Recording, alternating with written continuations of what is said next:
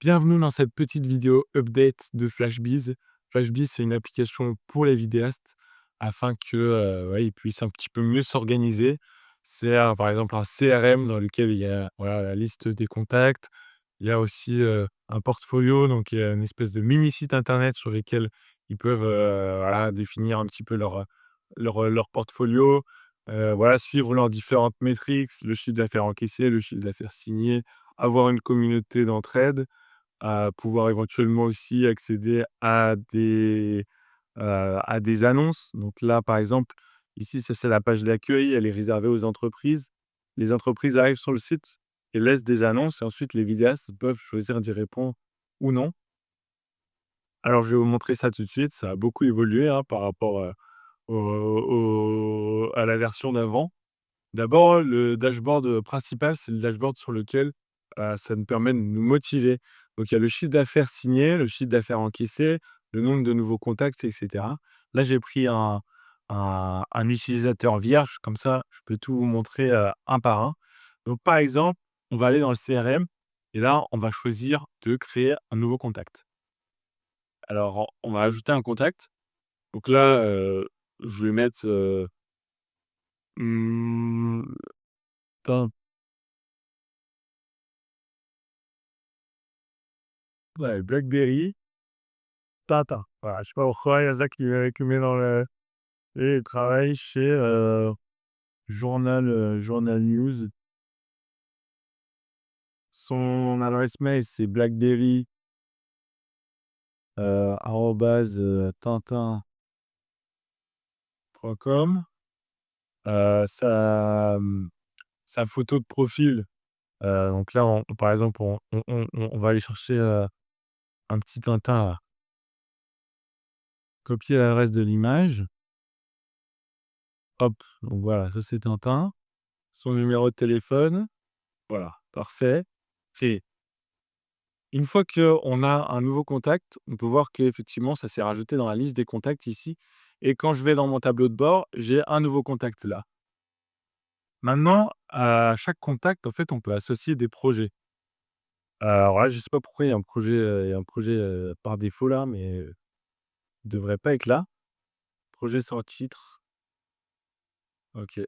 Là, on peut créer un nouveau projet ou sinon aller, heu, aller choper des projets dans la marketplace. Comme je l'ai dit au début de la vidéo, les entreprises peuvent laisser des annonces sur le site. Donc, bah, si, voilà, si un vidéaste est disponible pour répondre à une annonce, il peut débloquer l'annonce et ça arrive dans ses projets. Sinon, il peut très bien avoir ses projets perso, hein, avec son bouche à oreille, sa façon de prospecter et cetera.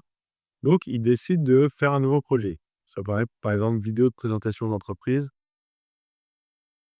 présentation entreprise.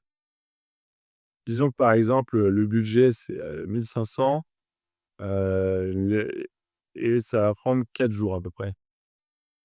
Du début à la fin, c'est dû pour, enfin, le client, il aimerait bien que, vers le 22 avril, ce soit fait. Il va tourner ça à Paris et la description du projet, c'est, vidéo, dynamique. Hop, je fais suivant. Là, je vais pouvoir sélectionner mon contact, Tintin Blackberry. Ça va me permettre de ne pas avoir à re-remplir les informations et là, je crée le projet. Là, j'ai un nouveau projet ici et chaque nouveau projet, je vais pouvoir le détailler un petit peu plus. Par exemple, mettre que j'ai réalisé un devis. Donc là, je lui dis: «Bah, du coup, on s'est mis d'accord sur 1 500». Du coup, aussi là, on peut mettre la référence de son devis si on l'a envoyé. Donc en vrai, ça, c'est pas super important, hein. Hop, créer le devis. La facture. Alors déjà, le devis, il a été signé. Donc là, on signe le devis. Par exemple, mettons que la signature du devis, elle s'est faite, demain. Hop, voilà. Donc le devis, il a été signé le 31/03 et d'ailleurs maintenant, si on va, dans le tableau de bord principal et qu'on retourne voir, c'est un peu ses statistiques, on voit qu'effectivement son chiffre d'affaires signé du mois-ci, c'est 1 500 €. Maintenant, on va rajouter une facture et un encaissement aussi. Donc je retourne dans le projet. Je vais voir la facture, créer une nouvelle facture, je la lie au devis qu'on a fait précédemment. Je mets, voilà, en fonction de comment est-ce que vous nous virotez vos factures, je mets, le truc, je fais créer la facture et là, effectivement, il y a 1 500 € de facturés. Maintenant, voilà, la facture a été émise, la facture a été payée. Donc maintenant, on va mettre un encaissement. Donc encaissement lié à la facture qu'on vient de faire et disons qu'il a tout payé d'un coup, voilà, donc solde complet. Il y a aussi la possibilité, si par exemple vous passez par Stripe ou quoi, de mettre, la commission, que vous prend, la plateforme de paiement. Donc ça peut être pas mal.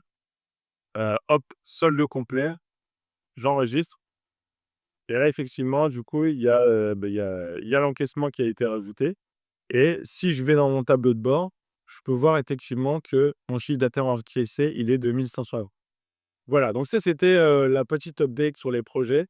Assez sympathique. Maintenant, je vais vous parler de la future update qui va être le leaderboard. J'aimerais bien que, en tant que vidéaste, on puisse se comparer les uns les autres. Bien sûr, je suis d'accord avec le fait que c'est mieux de se comparer au soi d'avant. Il faut toujours, ne pas trop se comparer aux autres parce que, en fait, soit tu as le côté motivationnel de la compétition qui va prendre le dessus et si tu es quelqu'un de compétitif, ça va être cool pour toi. Mais si tu es quelqu'un, qui se compare tout le temps et qui est un peu, entre guillemets, «dépressif» et qui dit: «Les autres sont toujours meilleurs que moi», et ben c'est sûr que ça va pas trop te motiver. Donc, il y a la possibilité d'être en classé ou pas, hein, un peu comme sur un jeu vidéo, en ligne comme, je sais pas, Valorant ou encore, LOL et du coup, quand tu cliqueras sur le leaderboard, là, c'est pas encore du tout implémenté, hein. Quand tu cliqueras sur le leaderboard, ça te posera la question: «Est-ce que tu veux rentrer en classé ou pas?» Et à ce moment-là, on va pouvoir avoir un peu des comparaisons des métriques des différents vidéastes.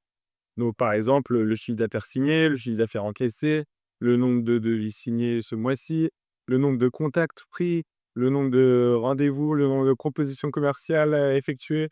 En vrai, on pourra voir un petit peu la la tendance et ce qui est cool, c'est qu'en plus de se comparer et de se motiver et de finalement voir que c'est possible puisque tu vois quelqu'un qui arrive à faire, par exemple, je sais pas moi, 10 000 € de chiffre d'affaires en un mois, tu te dis: «Waouh, c'est ouf, je pensais pas que c'était possible».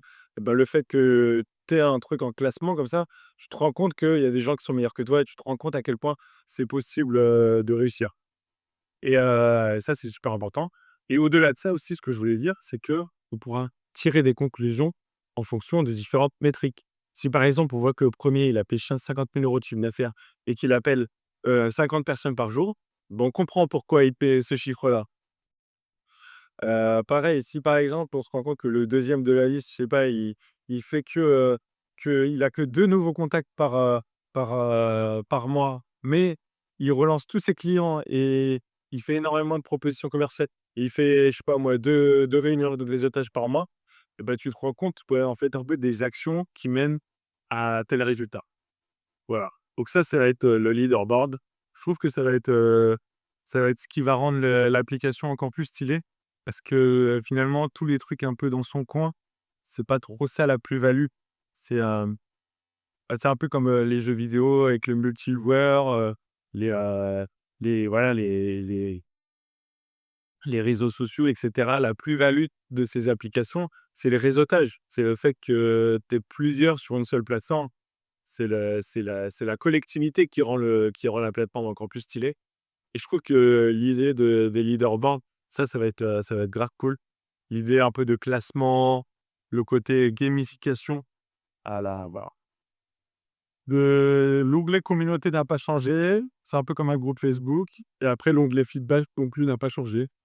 On peut toujours laisser des feedbacks et cetera. Donc oh là, je baille là. Donc bah, n'hésitez pas à me laisser en commentaire ce que vous souhaitez voir dans l'application. N'hésitez pas surtout à les tester si jamais vous êtes, photographe vidéaste.